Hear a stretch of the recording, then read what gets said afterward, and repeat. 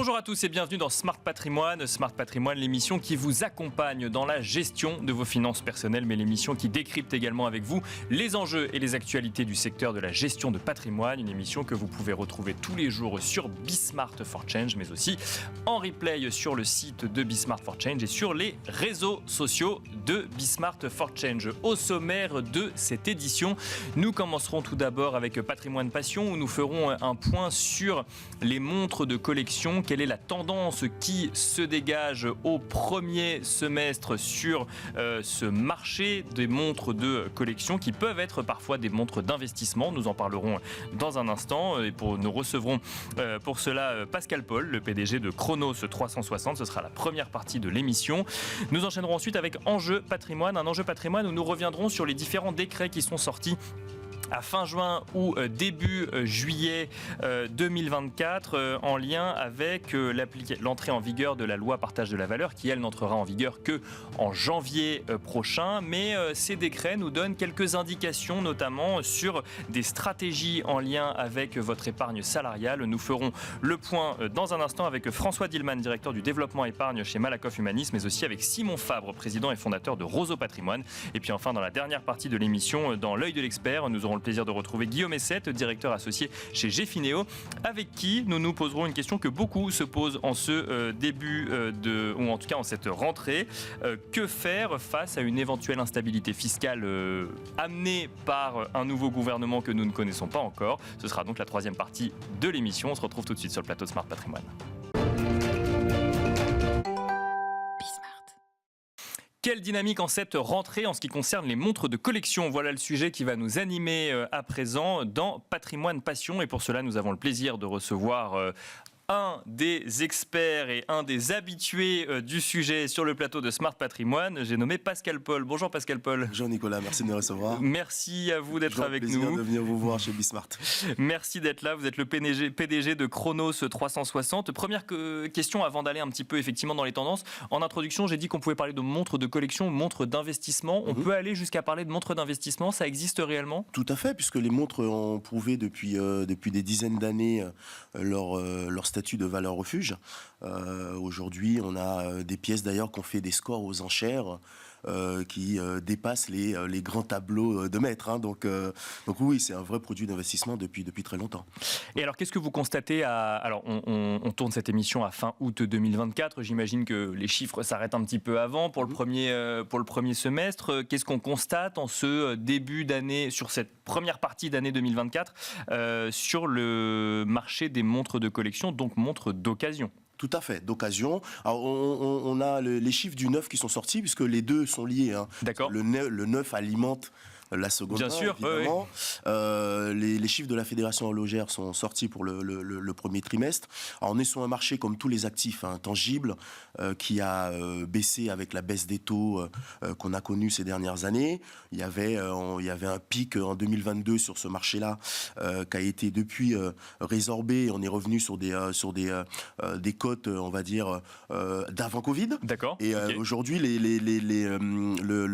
chiffres de la Fédération horlogère sur le premier trimestre ont montré une baisse sur le neuf qui est de 3,3%. D'accord. Sur les 6 premiers mois de l'année, alors que le marché de l'occasion, nous on a constaté sur Chronos 360 un léger recul de 1% du marché. D'accord. Alors pour on va dire poser un peu les choses pour les auditeurs, les téléspectateurs, on est sur un marché global des montres qui est estimé à 50 milliards d'euros.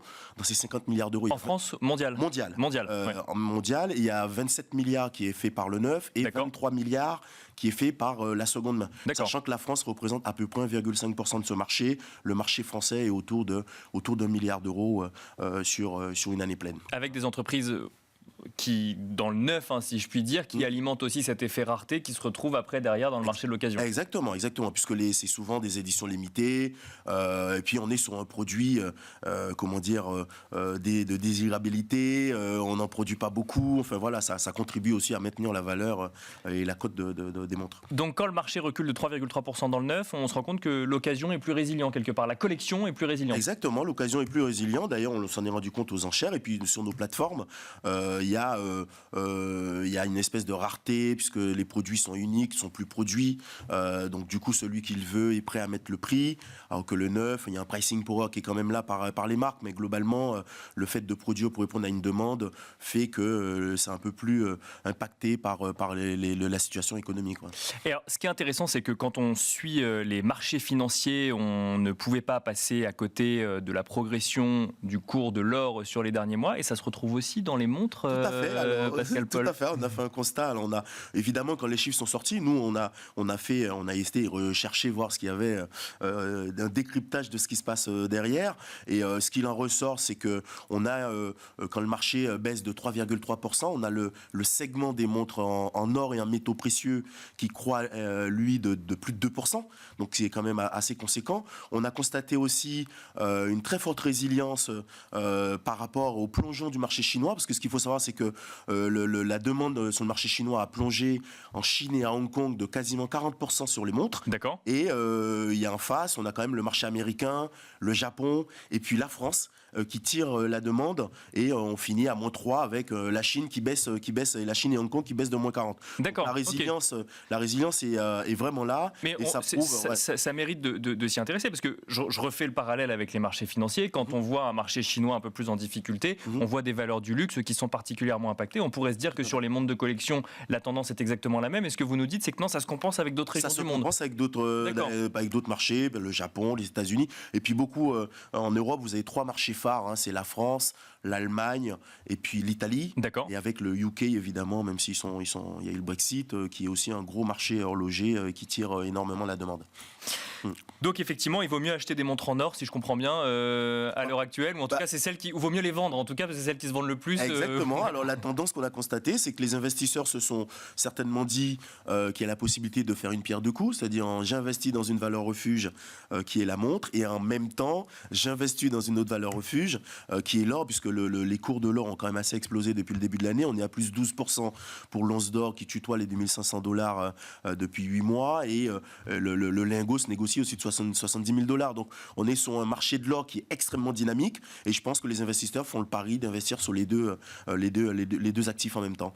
Il nous reste quelques minutes pour faire notre traditionnel palmarès des montres d'occasion. Sans surprise, on retrouve la Rolex Daytona. J'ai l'impression qu'on en parle à chaque fois que vous venez. Exactement. Ça reste c'est le marronnier. C'est le marronnier, ouais. Voilà. Donc la Rolex Daytona, on a constaté une augmentation de plus de 3% sur la Daytona 116 515, qui est un modèle en or rose. Donc on vous a fait une sélection de modèles en or rose ou en or blanc évidemment pour coller au constat qu'on a fait du marché.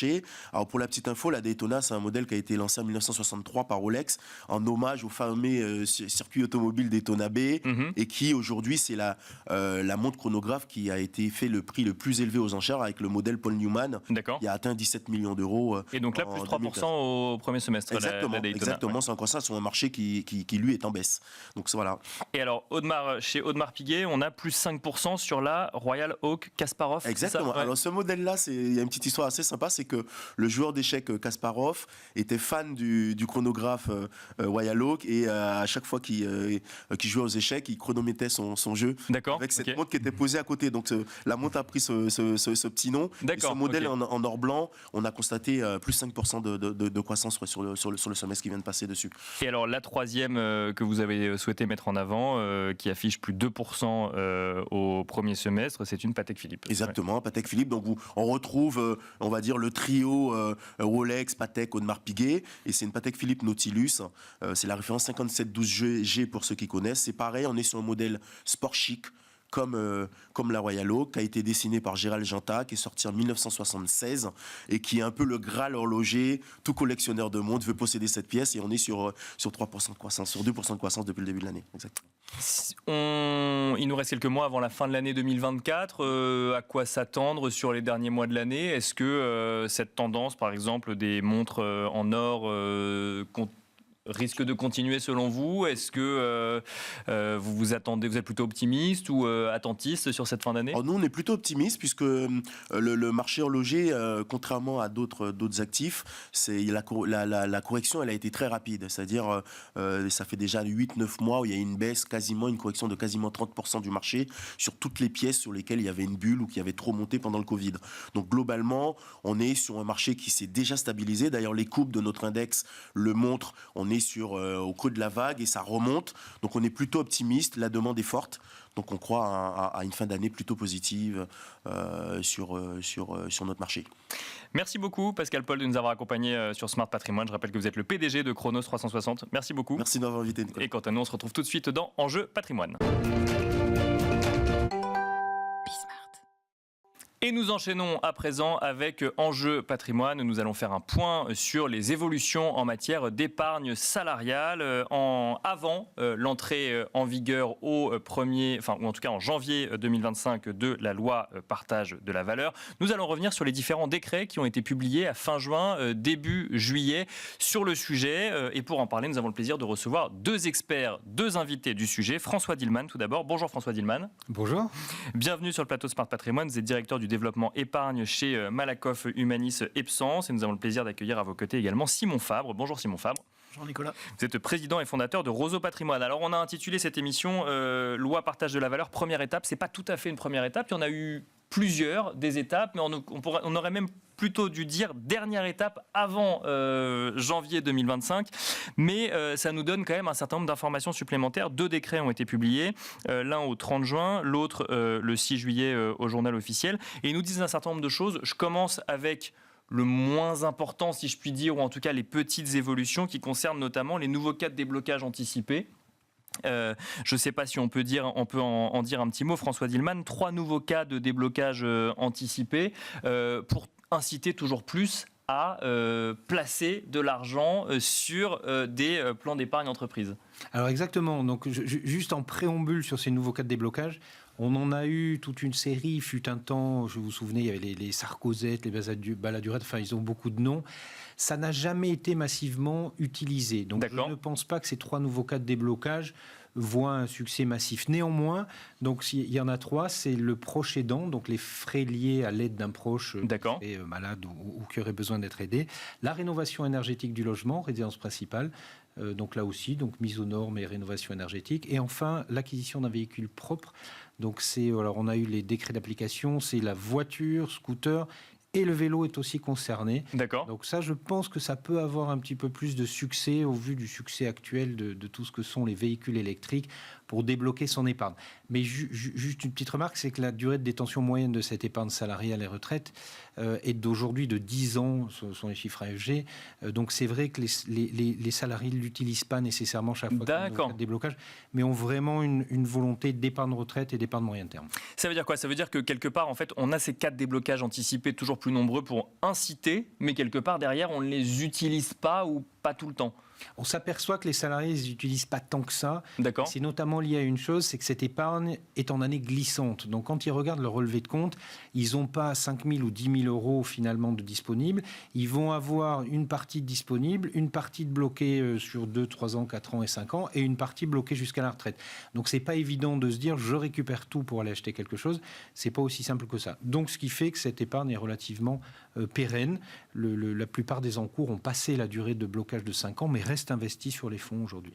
Simon Fabre, 3 nouveaux cas de déblocage anticipé. Effectivement, on pourrait voir ça comme une information mineure par rapport à ceux qui existent. Et pour autant, ça donne déjà plus de raisons d'aller sur des dispositifs d'épargne salariale. Et puis ça donne quelques informations supplémentaires sur la volonté du gouvernement vis-à-vis de l'usage de cette épargne salariale, puisqu'on parle de rénovation énergétique ou on parle d'achat de véhicules propres. Donc il y a cette idée d'aller orienter quand même sur une décarbonation de l'économie. C'est tout à fait ça. Il y a quand même... Il faut le replacer, ces décrets qui viennent d'être publiés, il faut les replacer dans le contexte de la loi initiale qui date de la fin d'année 2023.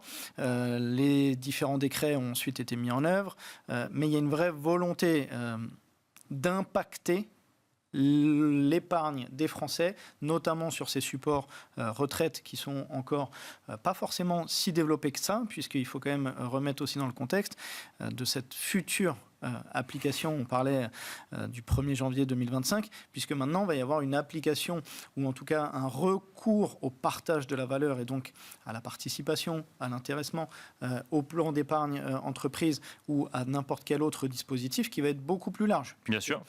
Les entreprises, dès lors qu'elles ont plus de 11 salariés sur plusieurs années, qu'elles ont réalisé également un résultat taxable, un bénéfice taxable représentant au moins 1% de leur chiffre d'affaires sur au moins 3 ans, vont être concernés par cette nécessité, ce besoin de partager la valeur avec les salariés et ceux qui participent à sa création. Et donc, dans cette logique, il y a effectivement l'autre décret qui vient maintenant donner la liste des différents labels et des différents supports qui devront à minima être proposés par les... Là, vous parlez du décret du 30 juin. Donc là, il y avait le premier décret sur les cas de déblocage anticipé et d'autres petites évolutions. Et il y a ce deuxième décret qui précise quels sont les labels verts qui devront figurer dans les plans d'épargne salariale. Exactement. Donc ces labels ont été identifiés maintenant par le biais du décret. C'est des labels qui, pour ceux qui suivent ce type d'investissement, sont quand même bien connus puisqu'on n'a pas réinventé la roue. Pour les citer rapidement, c'est le label ISR, le France Finance Verte, le label Relance, le label Finansol et le label CIES qui donc doivent permettre... Comité intersyndical de l'épargne salariale. Exactement, qui est beaucoup plus simple une fois qu'on le traduit, merci, et qui donc permet d'avoir un impact et chaque opérateur devra proposer au moins un fonds sur lequel les épargnants pourront investir. Ça a un impact pour vous, François Dillmann, enfin pour Malakoff Humanis Sepsens. Est-ce que ça clarifie un petit peu un sujet qui jusqu'alors nécessitait clarification? Est-ce que ça vous permet de mieux vous préparer avant début 2025? Alors c'était déjà un gros sujet. L'ISR, l'investissement socialement responsable, est porté par tous ces sujets. Et l'épargne salariale, les partenaires sociaux sont très impliqués. Donc vous avez parlé du CIES, le comité intersyndical de l'épargne salariale. Les syndicats au niveau national se sont réunis pour donner ou non un label à une société de gestion. Donc, en règle générale, dans la plupart des plans, il existe déjà ces fonds. D'accord. Mais néanmoins, on a quand même une lecture importante à faire, de regarder sur l'ensemble de nos clients. En France, on parle de centaines de milliers de clients sur ces sujets d'épargne salariale, d'épargne de retraite, sur les principaux acteurs du marché, pour s'assurer qu'il existe un fonds qui fait partie des labels, et si ce n'est pas le cas, il y en aura des nouveaux à proposer. Ce qui est bien, c'est que ça ouvre à la discussion sur ces dispositifs, à la fois avec les entreprises et les employeurs, à la fois avec les partenaires sociaux, pour jeter un œil effectivement sur l'allocation d'actifs des fonds qui sont proposés et rééquilibrer ça. C'est toujours sain de faire ce genre de constat et de regard. Parce que ça veut dire qu'après... chaque entreprise pourra décider quels sont les supports proposés à ses salariés et devra forcément intégrer un fonds responsable ou durable dans les supports proposés aux salariés. Tout à fait. C'est déjà le cas. Donc aujourd'hui, une entreprise, elle choisit son dispositif, sauf sur le bas du segment, les petites entreprises. Vous avez des dispositifs aux entreprises de 1 à 10 salariés, aujourd'hui de 11 à 50, la fameuse obligation de la PPV. Donc ça, la loi aujourd'hui, à partir du 1er janvier, toutes les entreprises de 11 à 50 vont devoir proposer un dispositif. Tu l'as très bien cité, participation, intéressement, PPV et ou abondement sur un PE et ou un PER. Donc ça, c'est une chose. En revanche, toutes les grandes entreprises, enfin les plus grandes entreprises aujourd'hui qui étaient soumises, vont devoir réintégrer ces fonds et se reposer cette question. Simon Fabre, en matière de gestion de patrimoine, est-ce que ça a une incidence? C'est vrai qu'on est... L'épargne salariale, ça fait 4 ans qu'on en parle maintenant sur Smart Patrimoine. Ça existe depuis beaucoup plus longtemps, mais on n'existe que depuis 4 ans. C'est un sujet dont on a l'impression qui est toujours amené avec l'idée d'une complexité pour les entreprises et donc pour les salariés. Est-ce que là, la clarification va permettre potentiellement une intégration plus facile dans la gestion de son patrimoine? Alors, est-ce que c'est les professionnels et mes homologues qui souhaitaient le rendre compliqué ou est-ce que c'est le dispositif lui-même qui est un peu compliqué? C'est certainement un peu des deux. Aujourd'hui, il est indispensable, et c'est notamment ce qu'on fait chez Roseau Patrimoine, d'intégrer ces dispositifs d'épargne qui, comme c'était précisé, ont vraiment une vision en règle générale long terme, donc avec une exposition au risque qui lui est propre. Et donc, ne pas intégrer ces actifs, même s'ils sont en année glissante et sur lesquels le gestionnaire de patrimoine, votre conseiller, aura peut-être un peu moins la main directement, c'est une erreur. Parce que justement, sur vos autres actifs, vous allez pouvoir gérer différemment, prendre des positions sur des fonds justement ISR ou pas, diversifier vos investissements. Et donc oui, il est indispensable aujourd'hui que tous les professionnels, mais aussi les clients, s'intéressent à cette nouvelle épargne financière, puisqu'elle a aussi un certain nombre d'intérêts en cas de déblocage anticipé ou au moment de la retraite, parce que si on est sur des dispositifs plutôt d'épargne retraite, Bien sûr, on va pouvoir bénéficier d'un certain nombre d'avantages fiscaux et donc augmenter sa capacité d'épargne, puisqu'on bénéficie d'une déduction, d'une réduction sur sa base imposable, et donc forcément d'une manne financière un peu plus importante, même si évidemment avec on sera retaxé à la sortie. un système qui donne l'impression d'être assez vertueux. D'un côté, on partage la valeur de l'entreprise quand l'entreprise le permet, et de l'autre, ça permet d'aller financer le long terme et donc la retraite. Tout à fait. Alors je pense que on a loupé une étape en 2019 lorsque il y a eu la réforme de la loi Pacte, les projets de réforme de la retraite. L'idée, c'était, je pense, d'intégrer vraiment cette nouvelle motivation, cette nouvelle façon d'épargner sur ces plans. La pédagogie n'a peut-être pas été bien réussie. Il y avait un contexte politique qui, à l'époque, était déjà un petit peu tendu. Et donc, la communication, ce n'est pas forcément bien faite. Mais effectivement, il faut appuyer sur cette épargne de long terme, encore une fois, hein, parce que même si, et c'était le sujet d'aujourd'hui, il y a des cas de déblocage, ça reste des cas sur des montants. On parle d'une voiture, on parle d'un vélo électrique qui sont encadrés. Et donc, évidemment, le but, c'est d'avoir une épargne beaucoup plus long terme. François Dillmann, c'est une question qu'on doit vous poser régulièrement, hein, mais les entreprises sont-elles prêtes pour janvier 2025 ? Oui, sur ces sujets, bien sûr, elles sont prêtes aujourd'hui. Alors, on a nous, comme le reste du marché, hein, mais au vu de notre positionnement sur le marché en épargne salariale et épargne retraite, nous, on a fait tout le travail nécessaire et toute la communication. Elles sont prêtes. Est-ce qu'elles auront envie de le mettre en place rapidement ou avec un peu plus de délai ?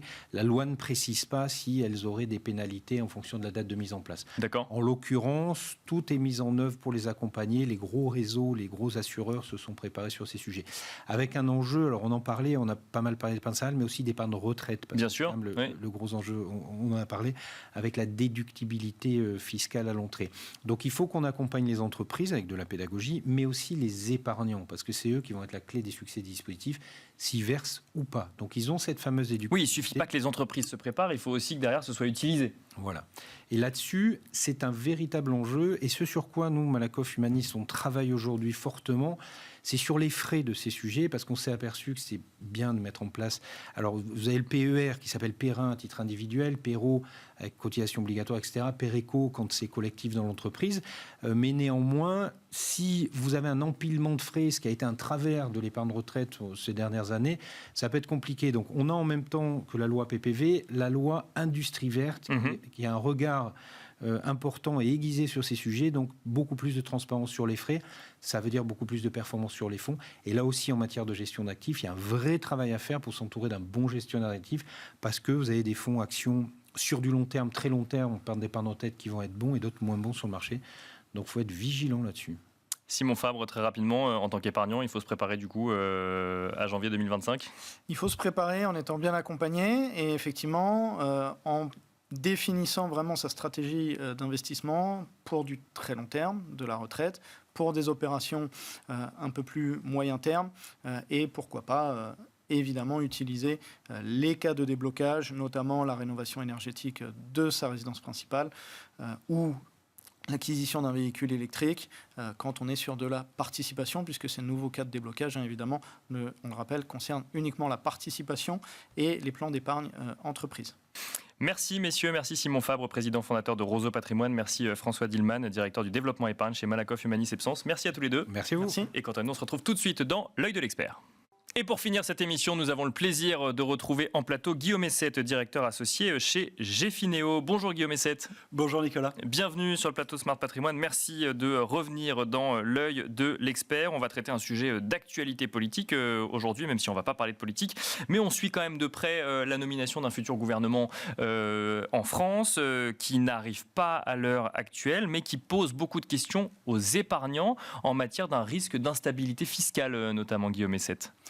Oui, c'est vrai qu'aujourd'hui, la question récurrente de tous nos clients, c'est comment faire pour défendre mes intérêts, fiscaux notamment, dans un contexte qui est incertain, puisque à l'heure où on parle, on ne connaît pas le nouveau gouvernement, mais lorsqu'il sera nommé, on ne connaîtra pas sa capacité d'action réelle, Bien sûr. parce que le Parlement ne dispose pas de majorité claire.